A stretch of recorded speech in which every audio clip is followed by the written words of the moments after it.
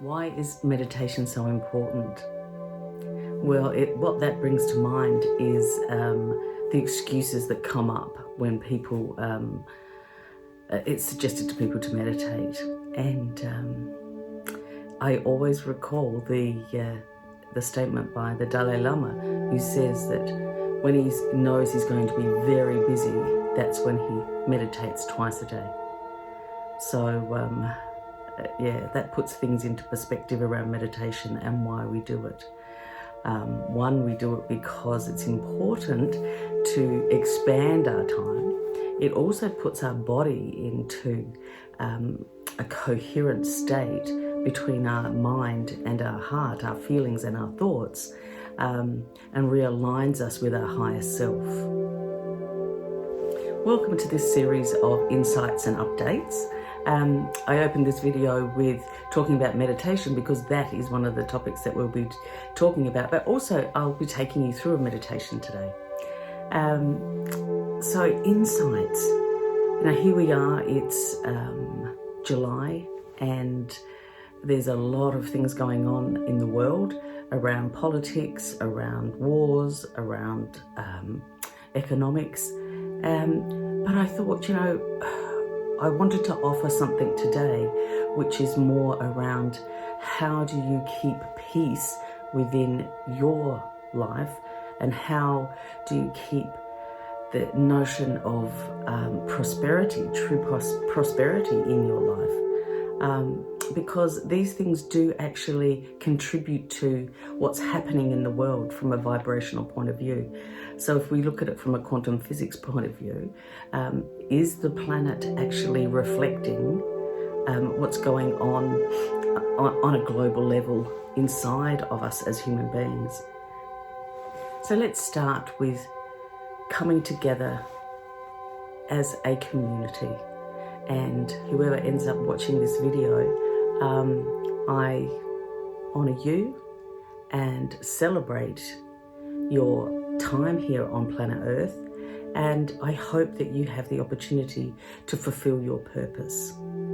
So let's close our eyes, take a deep breath, exhale,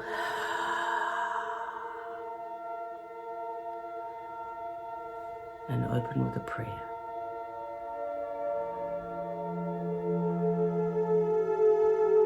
Through the power of the vast, infinite, divine living presence, we gather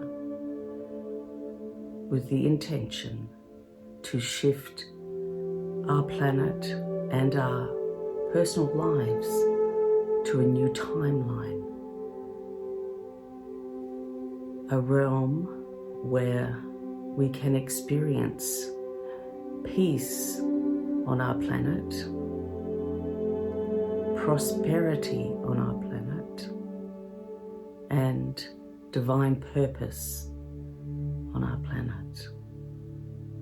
Mother Earth, Gaia.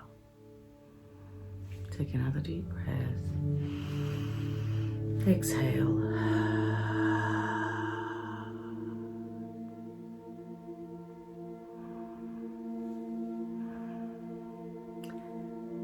Another thing we'll be talking about today is insights. So I'm, suggesting that in this time of expansion that's actually happening for all of us, what are the insights that we are receiving? I recall when COVID happened a couple of years ago, or the pandemic that happened. I had an incredible experience about generational trauma, and I hadn't really witnessed that before. So it brought up a lot of memories in my body and my psyche around what was happening, because I had experienced it, or my ancestors had experienced it before. So that was challenging. That was a challenging time for myself. And I decided to just keep pushing through, wrote a few books in that time, but also just keep holding my ground, actually, in the sense of being grounded yet holding on to what I know was real and embracing the unknown at the same time. So if that's something that you're going through at the moment, I hope this video supports you in that, to know that it's okay to move through the unknown, the uncertainty, and keep an open mind about what's possible in this experience. And that's, for example, that is what I did at that time. As challenging as it was in the beginning, I realized, well, this is a time to just stay on purpose, and my purpose was to complete some books that I had in the works, so to speak. And that has been done now. They're all complete. And what a wonderful gift that actually came out of that traumatic experience at the time. So if that is something that's happening for you, if you are feeling triggered and there's some trauma that may be ignited, around finances or understanding what your purpose is within all of this, just remember to pause and find some space in your life where you can remember who you are. Remembering who you are has many levels, and that sort of brings me to another insight that happened last year, and that was around developing the Wisdom of the Ages workshop. And it's been an extraordinary journey, but it all started with coming home from our Temple Green gathering. It's a women's group that I'm a part of, and I came home from the Botanical Gardens, sort of turned the corner in my walk-in wardrobe, and I fell and really hurt my knees. And interesting, it is a reoccurring event that has happened to me over the years, is falling over and hurting my knees. And I knew that this time, though, there was a big message in this actual experience. So, they were really hurt, very, very swollen, and in a lot of pain. So I was in bed for a week and really not able to move or drive for a couple of weeks. And it gave me an opportunity to think about, what's this really about, and why am I experiencing it? And what came to the surface was that it was connected to a past life. And in that, I just started developing and researching and remembering I had learnt about hypnosis and getting into an alpha state way back in my earlier spiritual journey, which was, started at about 1988. And I remembered, learning how to get into an alpha state. I went and learned how to do self-hypnosis from a wonderful master that was teaching me how to do it. And then, so I thought, okay, so if I did some integration work around past lives, I wonder what would happen there.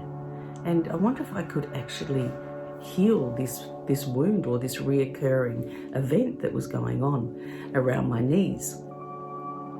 And it did, with meditation, I was able to go deeper into memories, remembering who I am, and there was a recall of a past life where I was a temple assistant or a temple priestess, young woman in the Pantheon in Rome. And it was such a fond memory for me. But it was also coupled with grief, knowing that the Pantheon was also abandoned and then became a Catholic church, which is, it's fine. But there was a part of me that had still been hooked into the story of when the Pantheon was ended in Rome. So I was holding on to this grief. You may have experiences like that too, where, you go, especially if you go to a city and it just resonates with you at such a deep emotional level. And this was definitely how it was for me in Rome with the Pantheon. But when I had the dream of remembering this young woman working at all of the different stations in the Pantheon, creating these magnificent altars of seasonal stories and collecting all of these trinkets and beautiful things that made up a crafted artistic area where people could celebrate the deities of that time. So, watching this, being in this dream and watching it as if it was like a movie, was so joyful. But then, remembering, but I don't have that in my life now, and knowing that those days are gone. So in the recall, I decided to, in the remembering and the recall of my past life, I decided to create new narratives connected to that story. And that's because story is really close to my heart as well. I love story, and I believe it is a very spiritual, sacred practice that human beings partake in. And so I thought, well, what if we could acknowledge the pain point of that past life, create a turning point within the story, and create a new narrative for that whole life, towards the end of that whole life. And that's what I did with this story of the Pantheon. And my name then, it's Elizabeth now, but back then it was Elizabeth as well. And I then started to see there's a bit of a theme around these things, where I'm always starting a new life, a new version of myself. And since then, I've written 8 past life stories, which are so dear to me because I remember them with such clarity. And I'm not the only one. People now, we've been doing these workshops. We've run about 5 of them now, I think. And people have such a fondness for the women who've attended these, have such a fondness of the memory of these stories. They are indeed emotionally attached. Now, whether a person believes in past lives or not, at the end of the day, we know that these stories really do belong to you. Now, whether we have evidence that it's a past life, we don't, but they're very accurate a lot of the time, and they are our own stories. And like most cultures, we have creation stories or cultural stories connected to us as a community. And what I love about this is that it supports people in having their own mythology that is actually coming through them. So that's been another insight in the last 12 months, is around wisdom of the ages, and that story, when it wants to move through you, there's no stopping it. And I can't explain any more than that how powerful it is and how beautiful it is to witness people accessing their own stories from past lives.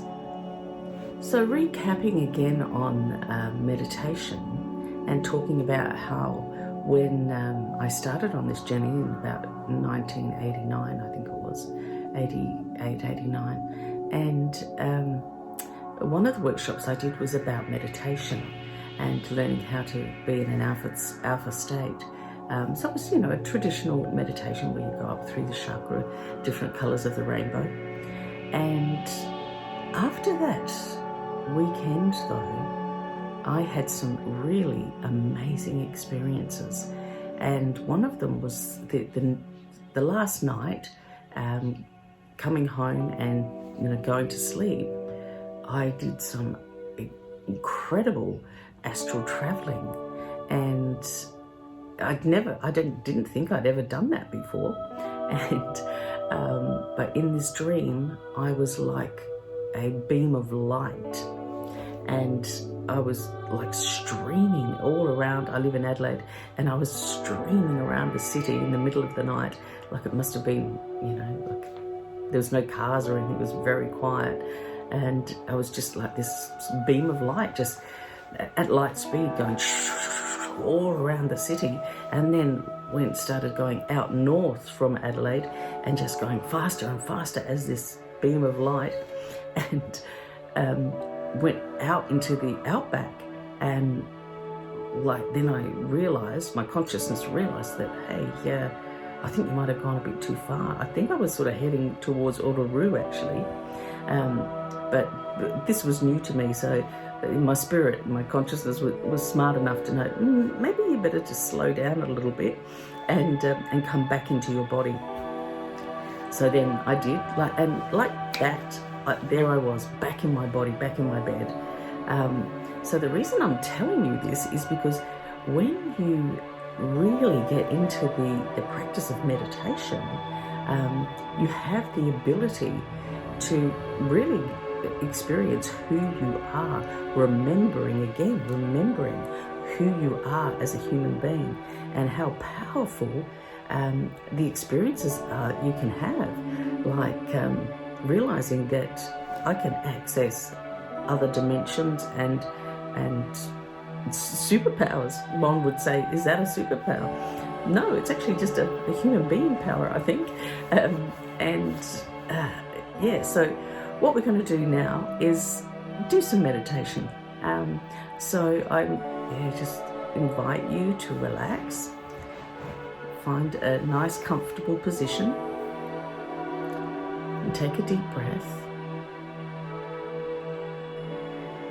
And set the intention today to remember who you are. That's all we're going to be doing today. Going up through a few chakras and remembering who you are and why you are here. Take another deep breath and exhale.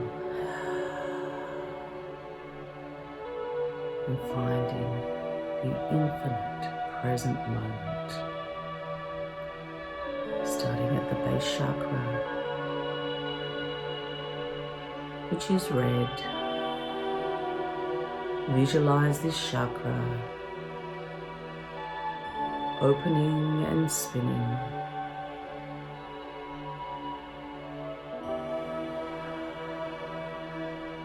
This chakra is connected to being grounded in Mother Earth.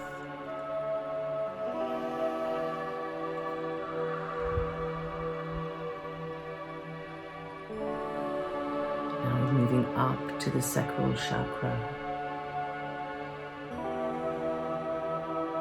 which is orange. Visualize this chakra opening and spinning. This chakra is connected to your creativity, your sexuality. Continue visualizing it opening and spinning up to your next chakra, your solar plex chakra. This chakra is yellow. Visualize this chakra opening and spinning. This is your power center. This is where you find motivation.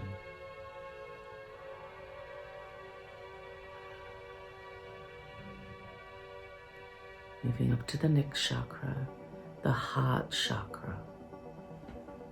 Visualize this chakra opening and spinning, connecting you to relationships, relationship with yourself and with others, with humanity.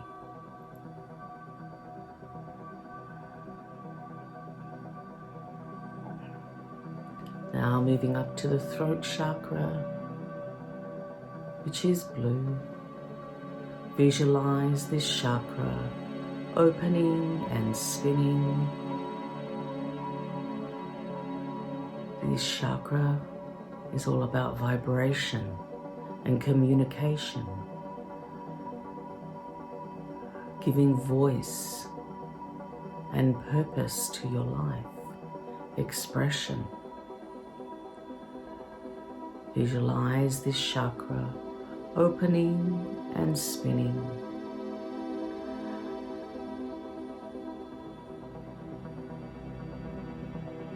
Moving up to the third eye chakra. Visualize this chakra opening and spinning, giving you insight, vision, foresight. This chakra is also connected to the pineal gland. Allow this chakra to open, aiding you in remembering who you are and what you came here for.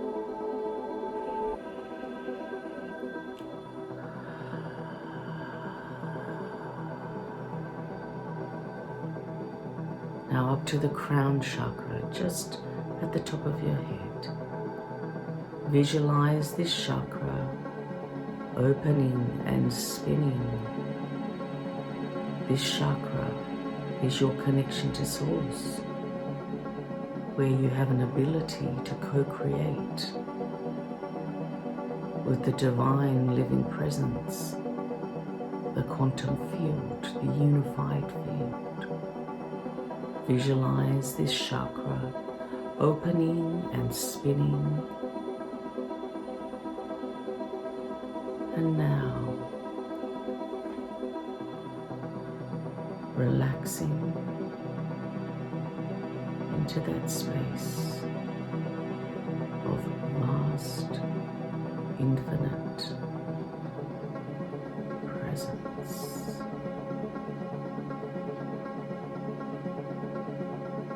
Be still, knowing that each of these chakras has the ability to support your body, your mind, and your spirit.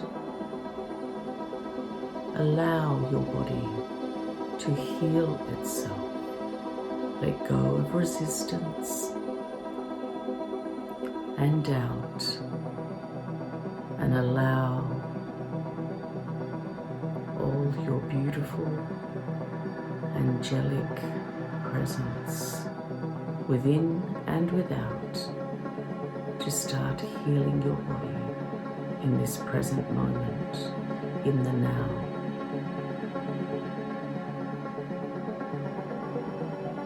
Let go and allow for healing to take place. Allow the healing to take place in your mind, where your thoughts are, in your heart, your spirit, where your feelings are, and in your body, your temple. Allow all of you to remember who you are in this vast, infinite, present moment.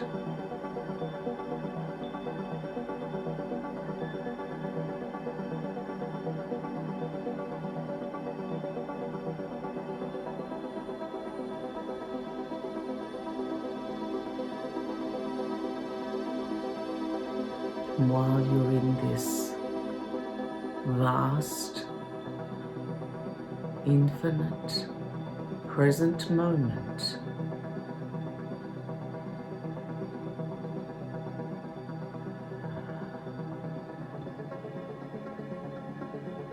Allow strength, courage, integrity, faith, compassion, and beauty to enter your life now. Take a deep breath. Exhale.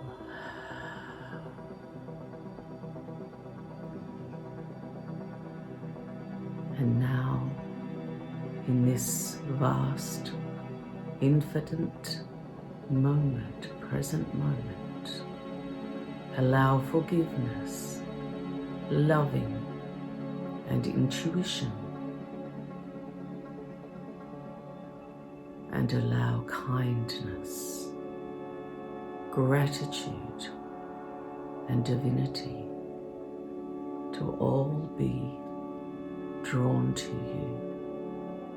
Allow these attributes to be part of your life. Now, in this present moment, feel each of these attributes. Allow them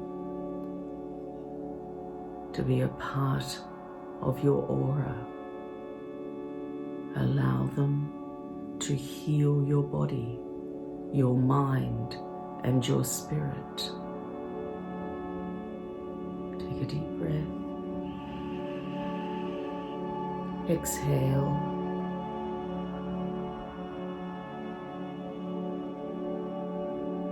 And rest in the light of these attributes, these living attributes.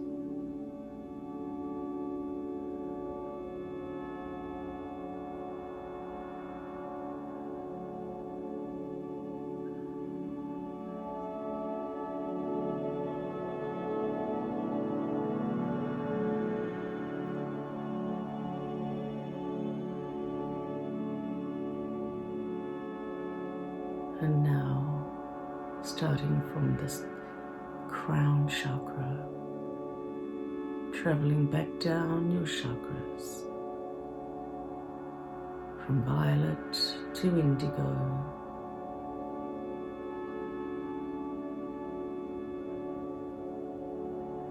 to blue, to green,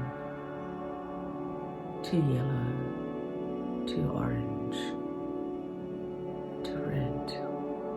Now you're back in your body, fully aware, fully present, fully relaxed, mindful, remembering who you are and why you are here. Well, I hope you enjoyed that meditation. I loved doing it with you, and I look forward to some more of these types of videos where we can just sit and relax and I can have a bit of a conversation with you, opposed to a sort of, creating content moment. So I look forward to doing this with you again, and heart to heart and blessings abound always.